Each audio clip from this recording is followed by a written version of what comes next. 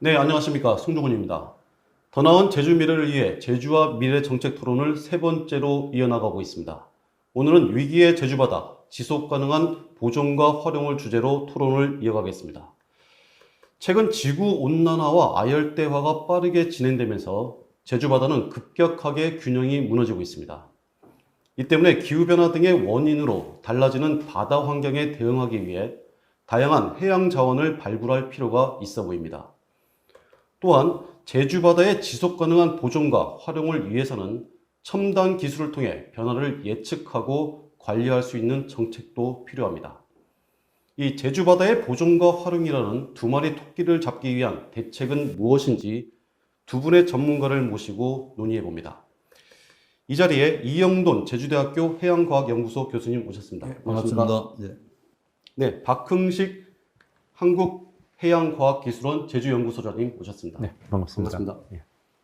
네, 여러분 성게 혹시 좋아하십니까? 올해 유독 성게가 비쌌습니다. 1kg당 기본 16만 원에서 20만 원까지 올랐는데요.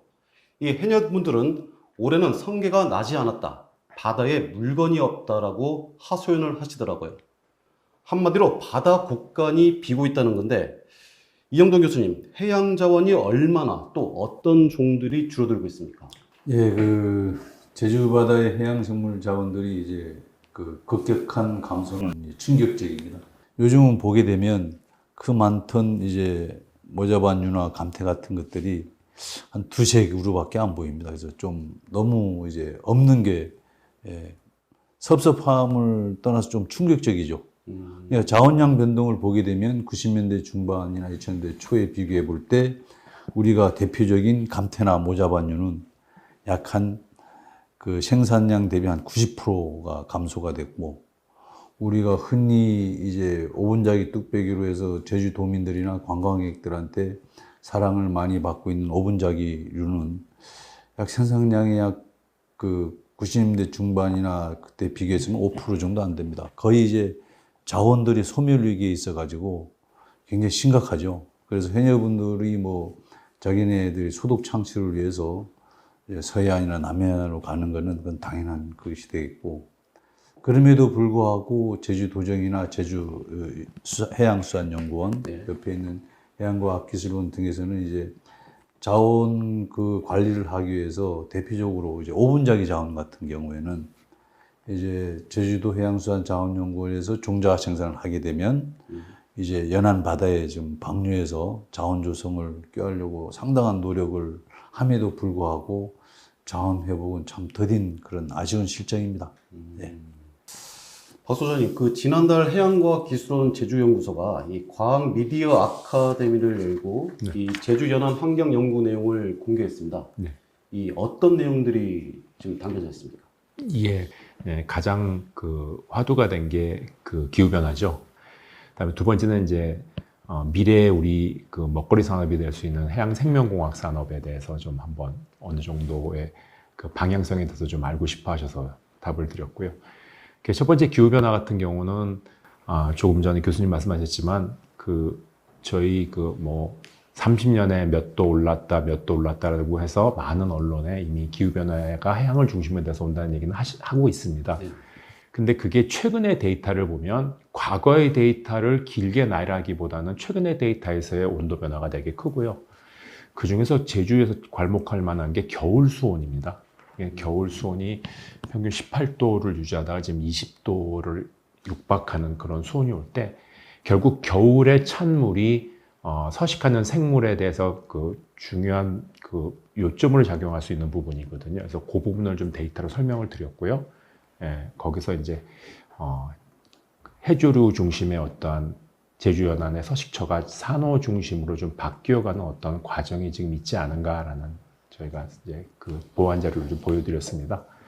그다음에 두 번째 해양 생명공학 부분은 이미 미래 우리의 산업이라고 해서 많이들 투자도 하시고 정부도 관심이 많은데, 이 제주가 특히 그쪽 부분에서는 굉장히 중요한 그러니까 아주 유리한 요건을 가지고 있습니다. 그 이유가 따뜻한 물이 많이 들어옴으로써 생기는 다양한 생물의 어떤 다양성의 확보라든가 이런 게 좋아서 하지만 제주는 이미 아시겠지만 수산물에서 상당히 많은 부분이 수익의 어떤 중심이 되고 있는 상황인데, 그래서 그 부분을 좀 더 부가적으로 다른 방면으로 간다고 해서 저희는 산업에 관련된 생명 소재, 즉 말하자면 이제까지의 양식 산업은 단백질원 확보를 중심으로 갔는데, 저희는 그거 외에 뭐 향장품이라든가 아니면 일부 건강 제품 같은 거를 만들 수 있는 그 부수적인 부분에 대한 그 연구를 좀 진행하고 있고, 그 성과를 일부 이제 설명을 드리는 그런 자리가 되었습니다. 예. 지난 이 시간에도 교수님 말씀하신 대로 이 제주 바다의 아열대화로 이 해양 생태계의 근본을 이루고 있는 감태, 즉 해조류가 사라지면서 동시에 해산물 역시 줄어드는 그 심각성을 좀 지적한 바 있거든요. 예. 교수님, 이 한 번 고갈된 해양 자원은 그럼 복원하기가 좀 힘듭니까?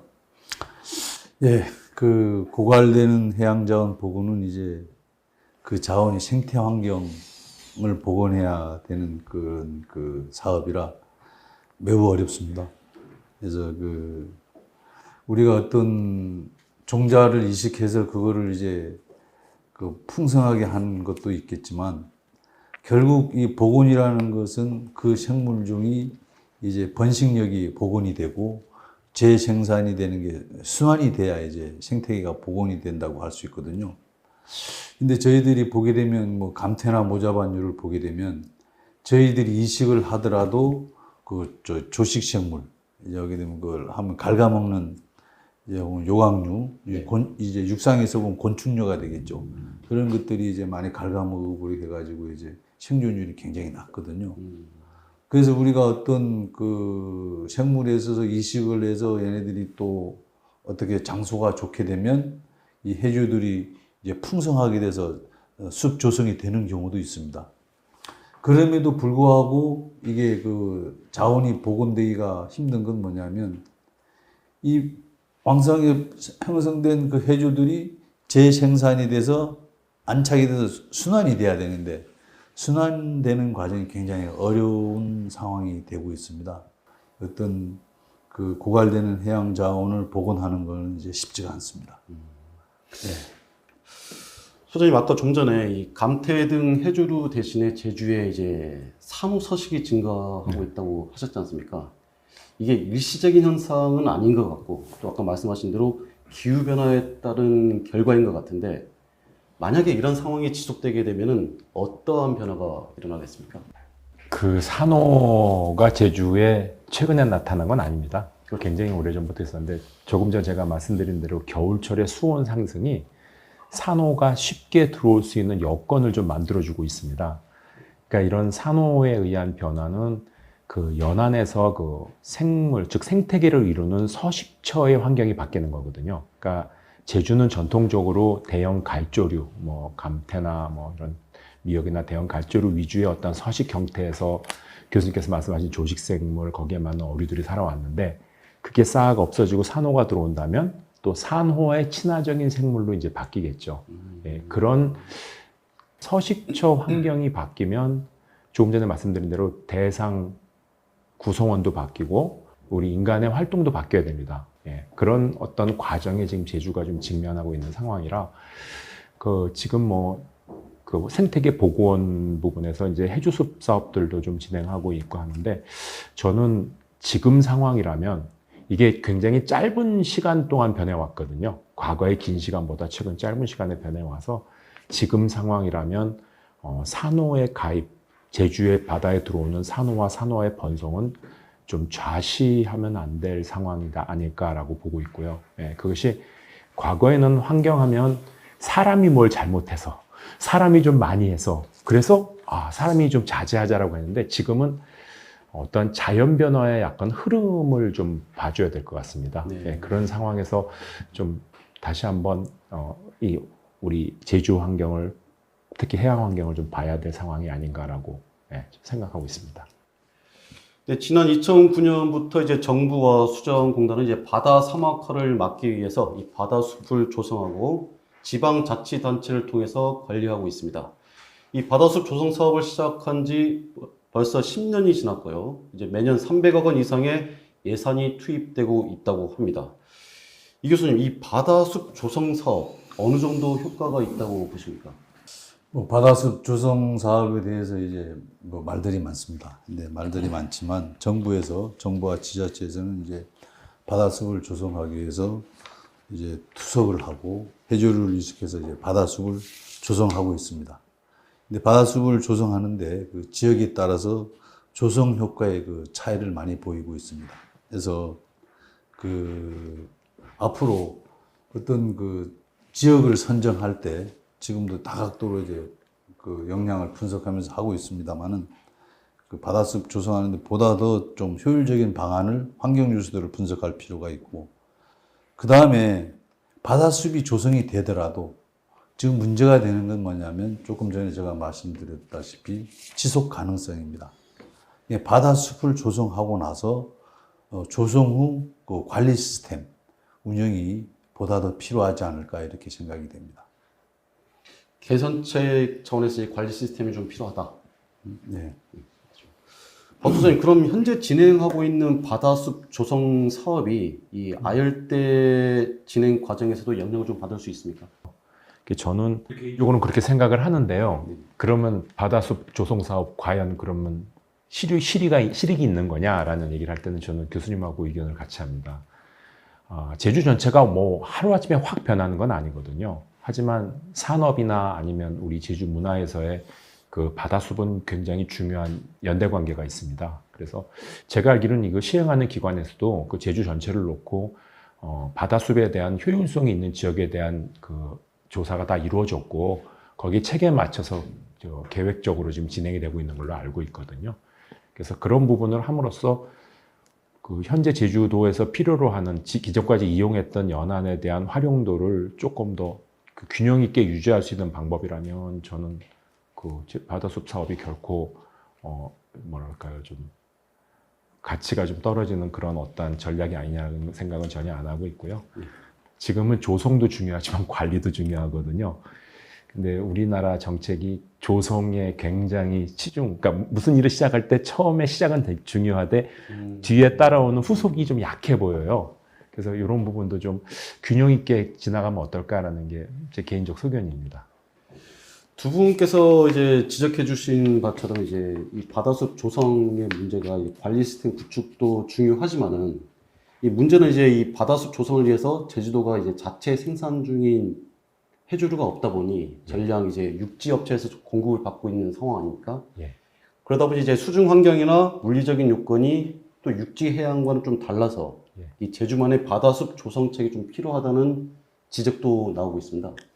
교수님, 이 바다숲 조성 사업 이 효과를 높이기 위해서는 어떤 개선책이 필요하다고 보십니까? 바다숲 조성 후 관리하는 그 주체가 어디냐면 우리 해양수산자원관리공단하고 특별자치도, 지방정부들이 수행하고 있습니다. 근데 방류 효과 조사를 하게 되면 그게 그 계약을 할 때 1년 단위로 계약을 해요. 이게 어떤 제도적인 보완이 필요한데 그 조사를 수행하는 데는 뭐냐면 대부분 이제 영시한 연구 용역 업체들입니다. 근데 이 연구 팀들을 이제 강화시켜 주려고 그러면 1년 단위로 계약할 게 아니고 이게 바다숲 조성을 했을 때 적어도 이 숲이 형성이 되고 재생산이 되는 과정까지 그걸 보려면 3년 내지 5년이라는 좀 중장기적인 그 조사 기간이 필요하거든요. 근데 아이러니하게 제도적으로 보게 되면 사업 성격 1년 단위로 계약을 하게 돼 있어요. 그러면 조사하는 연구자들도 이 집중도가 떨어질 수밖에 없습니다. 그래서 이러한 것들이 제도적으로 개선이 된다면 전문 인력 양성이라든지 또 전문 인력을 강화시키고 사후 관리하는데 아주 좀 도움이 되지 않을까 하는 저 개인적인 소견입니다. 이걸 이제 제가 지방정부나 이제 해양수산자원관리공단에도 몇 차례 말씀을 드렸습니다만은 어떤 제도적인 보완이 이제 안 돼서 그쪽에서 행정적인 절차 때문에 애로사항을 얘기합니다. 이런 부분들이 좀 이런 여론이 형성이 돼가지고 효율성을 강화시켜준다면 바다숲을 관리하는 전문 인력 양성이라든지 그런 팀들이 기술을 축적하는 데 큰 도움이 돼서 사후 관리에 도움이 되지 않을까 그렇게 생각이 됩니다. 박 소장님은 또 어떤 의견이 계십니까? 바다수비요. 얘기. 저는 조성사업 효과를 좀 높이기 위한. 뭐 전문분들이 많이 연구를 하시겠죠. 예. 근데 저 아까 말씀하신 대로 지금 진행되는 거에 대한 어떤 변동보다는 그 후속에 대한 얘기, 그 다음에 조성을 위한 사전에 그 충분한 정보 확보 그런 걸 통해서 효율성에 대해서는 조금 더 생각을 하면서 사업이 진행되는 방향 갔으면 좋겠고요. 그 다음에 저도 교수님 말에 동의합니다. 우리 그 어떤 그 좋은 아이템, 그러니까 좋은 그 소재로 일을 진행할 때 그 중간에 관리 과정에 대한 부분 때문에 조금 거기에 좀 부담을 가지는 데가 있거든요. 그래서 뭐 이게 장기적으로 진행이 돼야 돼요, 바다수군요. 근데 뭐 연간 계획이라든가 뭐 관리라든가 이런 것들은 좀 우리가 다시 한번 조정을 해야 될 부분이 아닌가 하는 생각을 해봅니다. 네, 두 번째 주제로 넘어가 보겠습니다. 이제 이 기후 변화와 달라지는 바다 환경에 대응하기 위한 다양한 해양 자원을 발굴할 필요가 있어 보입니다. 박 소장님, 먼저 어떤 대안들을 우리 연구소 차원에서는 마련하고 계신지. 일단 해양에서 해양 생물을 대상으로 하는 자원의 개념이 우리가 최근까지는 그 먹거리, 즉 단백질원을 중심으로 갔습니다. 그러니까 단백질원을 중심으로 그걸 자원의 중심에 놓고 움직였는데 이제는 세상이 다변화되고 고도화되면서 자원에 대한 기준이 좀 바뀌고 있습니다. 그래서 순수하게 단백질을 확보하는 것도 물론 우리 전체 우리 국민의 어떤 식생활이나 아니면 식량 자원으로서 중요하지만 그거 외에 부수적인 거에서 필요한 것들이 되게 많이 나오거든요. 그런 쪽에 대한 눈을 돌려서 해양 생물을 자원화하는 것을 좀 확대하는 그게 이제 지금 생명공학 사업의 중심이 되는데 생명공학 사업은 뭐를 만들겠다는 어떤 목적에 너무 고도화되어 있습니다. 그거를 만들려면 거기에 필요한 소재가 있어야 되거든요. 최근에 그 정부에서 이제 이런 사업을 합니다. 그 수산물 부산물 사업이라는 걸 진행했습니다. 이게 뭐냐면 속칭 이제 그러니까 살을 도려내고 나머지는 다 폐기물로 버렸는데 그 폐기물에서 뼈, 피부, 그다음에 심지어 눈, 그다음에 내장에서 갖가지 효소나 아니면 탄산염 같은 걸 뽑아내서 그거를 새로운 소재로 개발하는 거거든요. 그러니까 일단 필요한 거 버렸는데 나중에 필요 없이 버리는 것들에서 더 많은 자원이 나올 수 있는 부분이죠. 제가 가끔 이런 얘기들을 합니다. 이 생명과학의 중요성을 얘기할 때 100g의 우리가 말하는 횟거리보다 0.1g의 그 피나 그 생물이 갖고 있는 효소가 더 비싼 가치를 가질 수 있는 그런 경제 구조가 지금 왔다. 그러니까 우리는 과거에 무심코 내가 필요한 것만 가져갔는데 실제로 그걸 다시 뒤돌아봤을 때 거기에 대한 필요성을 충분히 부각시킬 수 있는 그런 전략과 그런 연구가 좀 필요하지 않을까라고 봅니다. 교수님, 양식 산업 육성 쪽에서도 이런 대안들이 좀 마련되고 있는 걸로 알고 있는데 어떤 것들이 지금 마련되고 있습니까? 이거 뭐 저희도 양식 산업이 주종을 이루는 게 지금 다 알다시피 이제 광어가 되고 있지 않습니까? 기후 변화에 따라서 수온이 상승하다 보니까 광어 양식 산업에도 좀 그 경영상에 굉장히 어려움을 많이 갖고 있습니다. 그래서 우리 대학 입장에서 또는 연구자 입장에서 그걸 대응할 기술 개발이라든지 이런 것들 이제 서두려야 될 그런 시점에 와 있습니다. 그래서 이제 이러한 것들이 산업화하기 위해서는 양식이란 게 우리가 정의를 내리게 되면 그 양식 대상 생물이 사육 환경에 적응하는 그 생리적 특성 정보를 이용해서 이제 수익을 창출하는 거거든요. 그러니까 어떤 각각의 어떤 그 환경 변화에 적응하는 그 걔네들이 특성을 잘 파악하고 이제는 그 특성을 파악할 뿐만 아니라 그에 알맞은 사육 시스템을 개발을 해야 됩니다. 그래가지고 경영 분석을 하고 그걸 토대로 이제 어민들한테 보급이 돼야 되거든요. 근데 지금 그런 시스템이 지금 좀 선순환적이질 못합니다. 지금까지 한 30년 전에 했던 그 양식 시스템에서 지금 대부분의 양식이 지금 이루어지고 있고 그럼에도 불구하고 이제 우리 제주도 수산연구원에서는 이제 그 발의류라든지 아니면 이제 방류어종에 대한 어미 관리를 하고 있고 저희 해양과학연구소, 제주대학 해양과학연구소는 이제 북발이를 중점적으로 그리고 이제 그 국립수산과학에서는 이제 참다랑어를 대상으로 해가지고 어떤 온난화 대응에 대한 양식 어종들을 이제 개발하고 있습니다. 그 어종들이 갖고 있는 생리적인 특성이라든지 이제 종자 생산, 그 다음에 사육 관리 이러한 정보들을 많이 축적을 하고 있어요.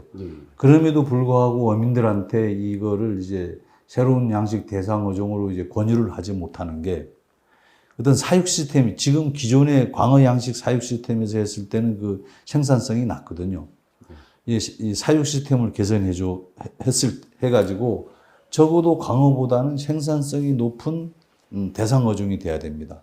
그래서 어떤 기후변화에 대응해가지고 제주대학이라든지 또 수산해양연구소, 국립수산과학원에서는 여기에 상당한 노력을 하고 있습니다. 그래서 이제 여기에 맞게 이제 차제에 또 얘기가 나올 겁니다. 빅데이터 구축이라든지 이걸 해가지고 어떤 양식산업 생산성을 하는데 많은 노력을 하려고 하고 있습니다. 우선은 뭐 이제 양식이라는 건 이제 돈이 돼야 되기 때문에 그렇죠. 개발된 어종들에 대한 경영 평가와 더불어 가지고 기술 보급하는데 제가 지금 노력하고 있습니다. 교수님께서는 이제 오래전부터 용암해수 연구를 해오셨지 않습니까? 네. 최근 이 용암해수가 양식, 식용수 그리고 화장품 등의 이제 활용 범위가 무궁무진하다고 들었는데요. 이 용암해수의 어떤 점이 자원으로서의 가치가 뛰어납니까? 제가 어쩌다 보니까 이제 용암해수를 이제 연구 개발해가 돼가지고 예. 이제 무한 책임을 가져야 되는데 어찌 보면 제가 연구자 입장에서 이제 가장 행운이 아니었는가 봅니다. 용암해수를 만났던 게 이게 이제 용암해수가 이제 어떤 거냐면 이제 제주섬이 만들어지면서 오늘날까지 태평양 바닷물을 이제 품은 자원이 용암해수거든요. 그래서 이제 이 용암해수 이런 특징 아주 다양한 제기도 많이 분포합니다. 근데 제주 지역에는 독특한 그 현무암 지질층으로 이제 구성이 되어 있기 때문에 그 용암해수가 갖고 있는 특성이 좀 남다르다고 볼 수 있거든요. 이제 보게 되면 다른 데서는 좀 이제 함유하기 힘든 셀레늄이나 게르마늄 같은 그런 미네랄도 함유되어 있고, 그다음 또 하나는 뭐냐면 요즘 특히 말이 많은 미세 플라스틱이나 네. 이러한 것들 중금속 환경 오염 물질들이 이제 포함되지 않은 청정성을 유지하고 있습니다.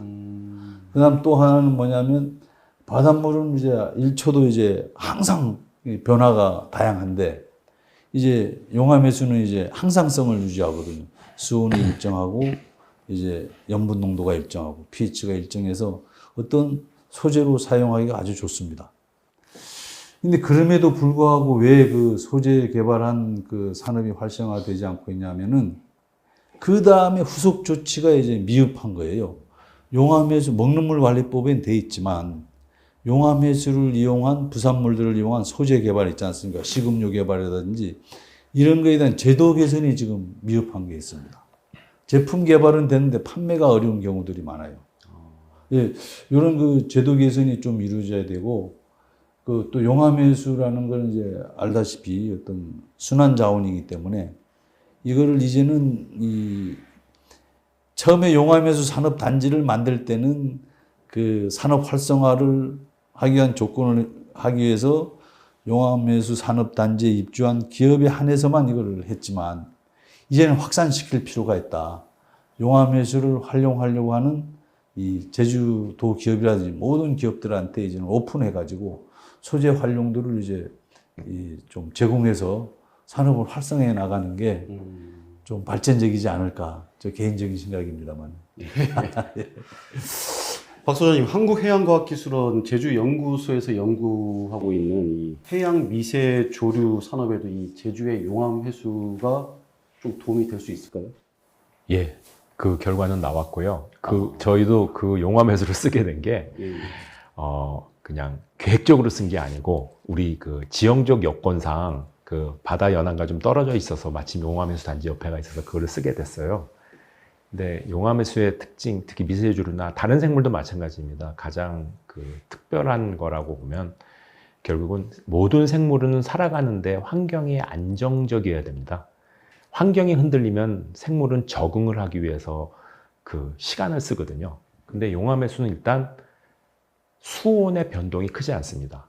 1년 내내. 그러니까 일반 바닷물 수능하고 다르죠. 그 다음에 안에 있는 성분과 미네랄이 또 안정되어 있습니다.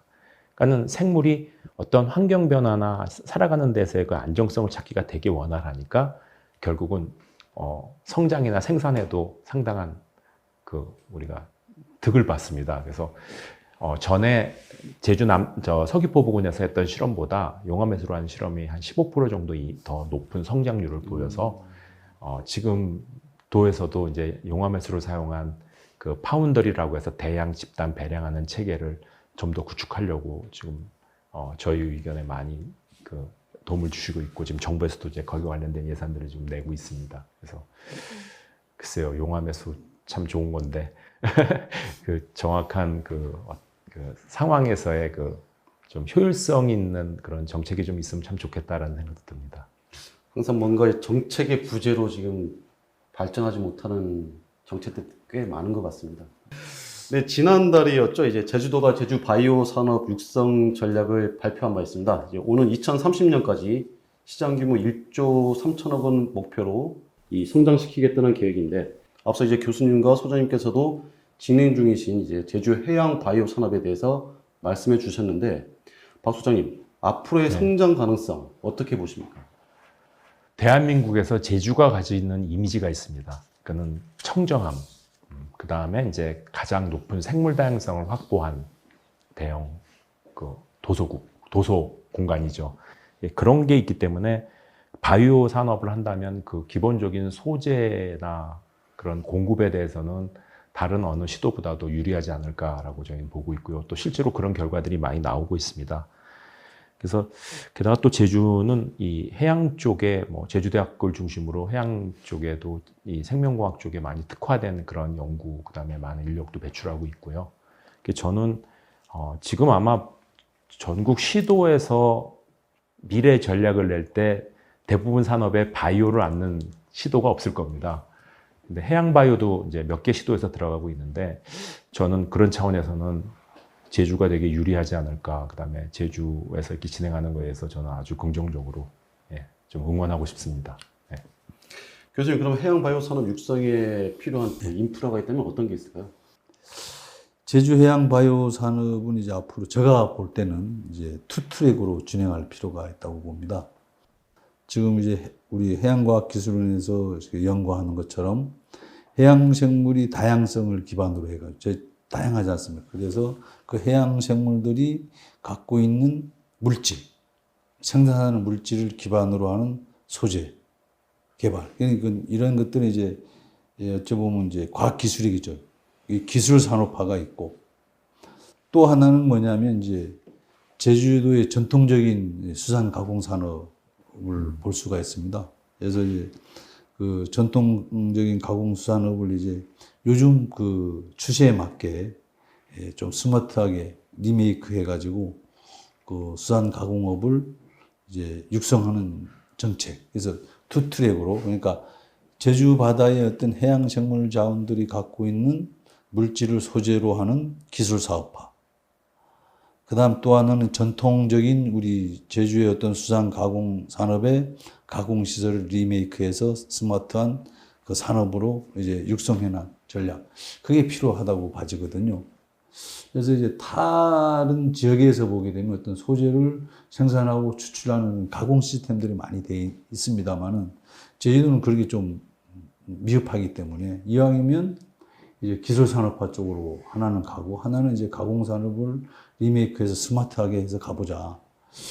예를 들어서 이제 저는 이제 이런 얘기를 할 때마다 자꾸 옥돔을 많이 합니다. 이제 옥돔은 제주도민들이 이제 많이 알고.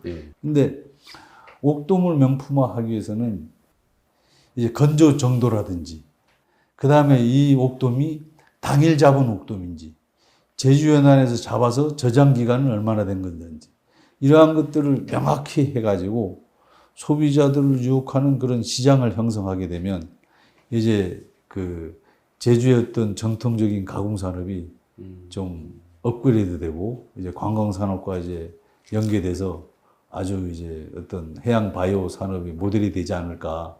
제가 이런 말씀을 드리는 건 뭐냐면 한 15년 전 됐을 겁니다. 이제 조그맣게 가공 산업을 했던 기업인이 이제는 시설 확충해가지고 제주 TP에서 스타 기업으로 성장하고 오. 요즘은 뭐 벤처기업협회 회장으로까지 성장했습니다. 그래서 이러한 것들은 우리가 좀 주목할 필요가 있지 않느냐. 이래서 좀 말씀드려 봅니다. 네. 예. 네, 세 번째 주제로 넘어가 보겠습니다. 아까 이용동 교수님께서도 이제 거론해 주셨습니다만은 양식 산업에서 빅데이터의 중요성이 좀 필요하다. 그래서 이제는 해양 빅데이터를 활용하면 보이지 않는 바다의 변화까지 예측할 수 있는데, 교수님, 제주 바다를 한눈에 파악할 수 있는 빅데이터 현재 구축이 되어 있습니까? 이제 그 해양 관련 데이터들은 이제 우리 뭐 해양과학기술원이라든지 국립수산과학원 또 뭐 제주특별자치도 해양수산용 각각의 그 데이터들은 갖고 있습니다.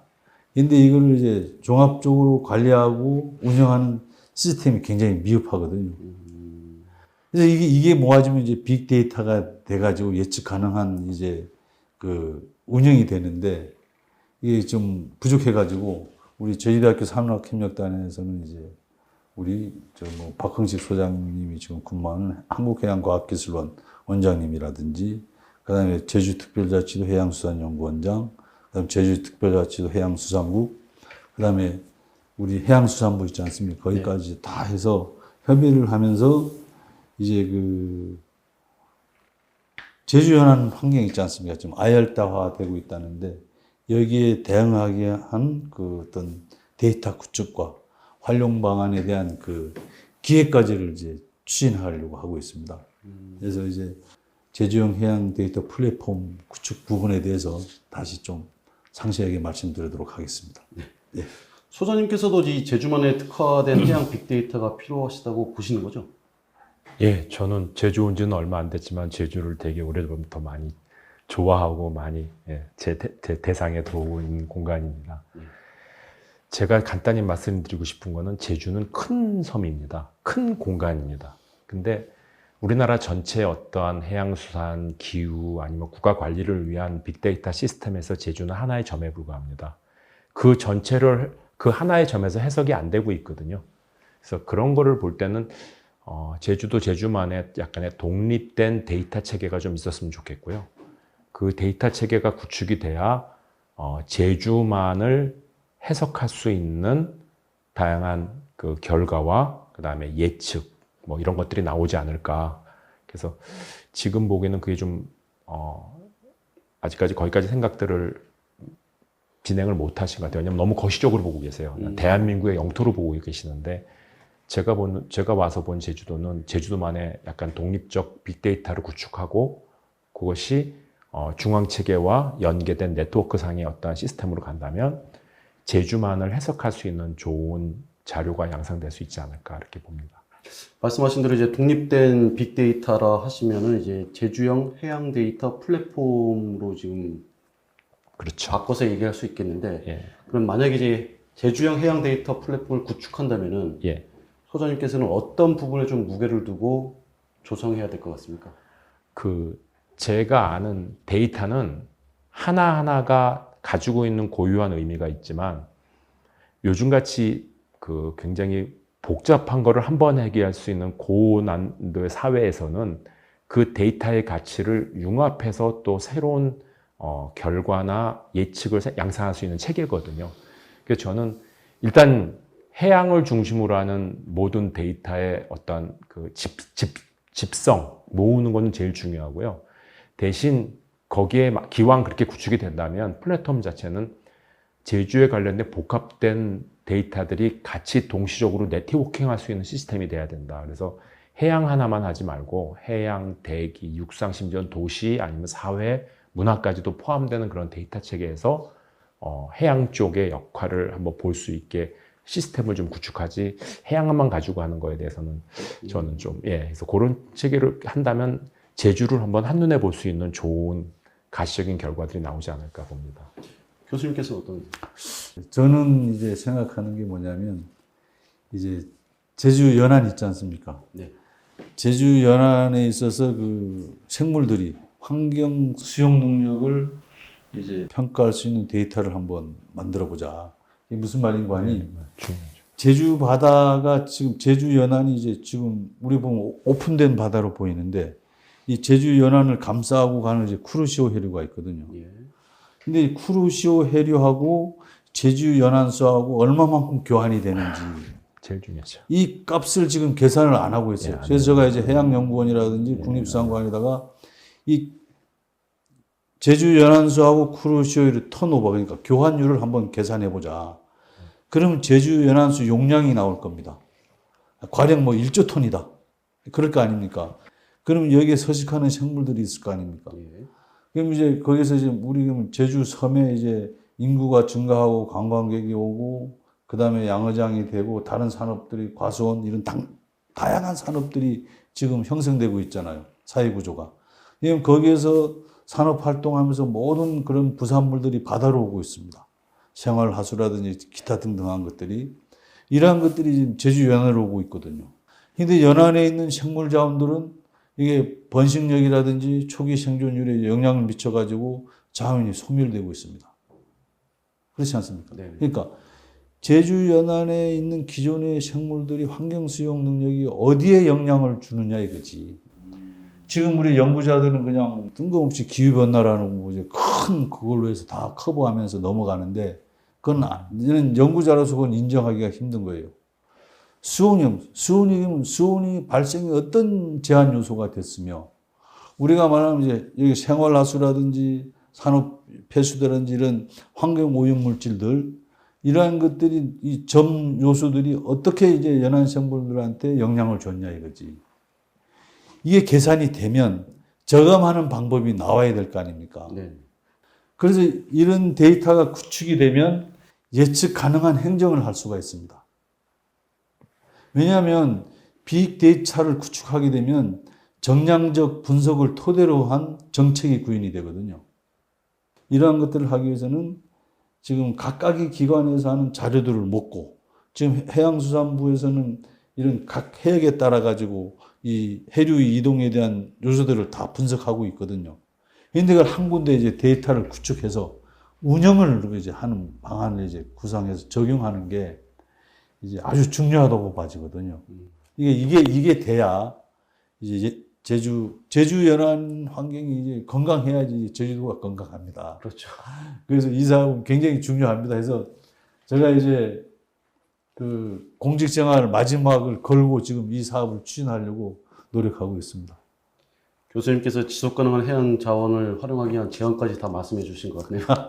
그러면 이제 우리 박근식 소장님 이제 제안 한마디 좀 해주십시오.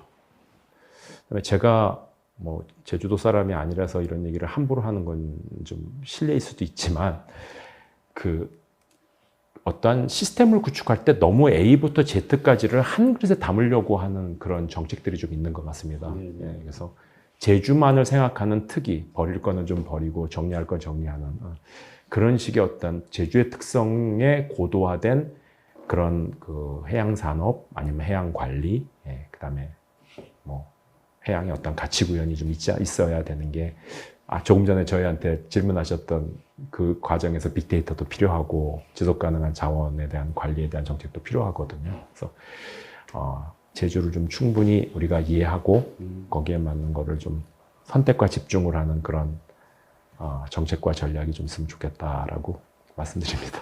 네. 두 분 오늘 좋은 말씀 감사합니다. 감사합니다. 예. 네, 21세기는 해양의 시대입니다. 바다를 보존하는 것도 중요하지만 이 변하는 환경에 맞게 해양 자원을 어떻게 활용하느냐에 따라 이 제주의 미래가 달라질 수 있습니다. 이 무궁무진한 바다의 가능성과 혁신적인 기술이 융합된다면 위기의 제주 바다가 아니라 이 새로운 블루 오션이 되지 않을까 생각해 봅니다.